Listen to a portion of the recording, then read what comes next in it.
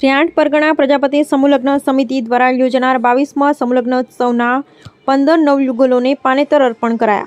નવાબી નગરી રાધનપુર ખાતે ભાભર હાઈવે પર આવેલ શ્રી 8 પરગણા ગુર્જર પ્રજાપતિ કેળવણી મંડળ સંચાલિત શ્રીમતી શાંતાબેન હેમાભાઈ પ્રજાપતિ છાત્રાલય રાધનપુરના પટાંગણમાં આગામી સંવત 2080ના ચૈત્રવદ ચોથને રવિવાર તારીખ 28/4/2024ના રોજ શ્રી 8 પરગણા પ્રજાપતિ સમૂહલગ્ન સમિતિ દ્વારા અને સમાજના દાતાઓના સહયોગથી યોજાનાર 22મા સમૂહલગ્નોત્સવમાં જોડાનાર 15 નવયુગલોને પાનેતરના દાતા ગંગા સ્વરૂપ કમુબેન ધનજીભાઈ પ્રજાપતિ પરિવાર લોલાડા દ્વારા આજરોજ તારીખ 11/4/2024 ગુરુવારના રોજ સવારે છાત્રાલય ખાતે સમૂહલગ્ન સમિતિના પ્રમુખ માધુભાઈ પ્રજાપતિ, કન્વીનર દશરથભાઈ પ્રજાપતિ, ડીડી રાધનપુર કેળવણી મંડળના પ્રમુખ રસિકભાઈ પ્રજાપતિની ઉપસ્થિતિમાં પાનેતર વિતરણ કરવામાં આવેલ.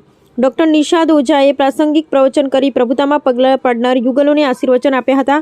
ડીડી પ્રજાપતિએ વર કન્યા પક્ષે નિયમો પાળવા માટે જણાવ્યું કે સમૂહલગ્ન સમયસર બંને પક્ષો સવારે 6 કલાકે લગ્ન સ્થળે પ્રજાપતિ સંકુલ આવી જવું, ચા નાસ્તો કર્યા પછી પોતપોતાની રીતે પલ્લાની વિધિ પૂરી કરી દેવી, વર તોરણે થવાના સમય સવારે 8:15 વાગે છે તે સમય સાચવી લેવો, પોખણીઓ તળતળિયા બંને પક્ષો ઘેરથી લાવવા, ચોરીમાં કોઈપણ મુશ્કેલીમાં કે જરૂરિયાત જણાય તો હાજર સ્વયંસેવકોનો સંપર્ક કરવો, લગ્ન ગીત ગાવાની વ્યવસ્થા મંડળ દ્વારા કરવામાં આવનાર છે, માત્ર ને માત્ર શાંતિથી લગ્ન વિધિ માણવાની છે, ફટાણા કે અન્ય અશોભનીય લગ્ન ગીત બિલકુલ ગાવા નહીં, વર અણવર અને કન્યા શૈલી તેમજ બંને પક્ષના મા બાપ માટે જમવાની વ્યવસ્થા અલગથી કરેલ છે.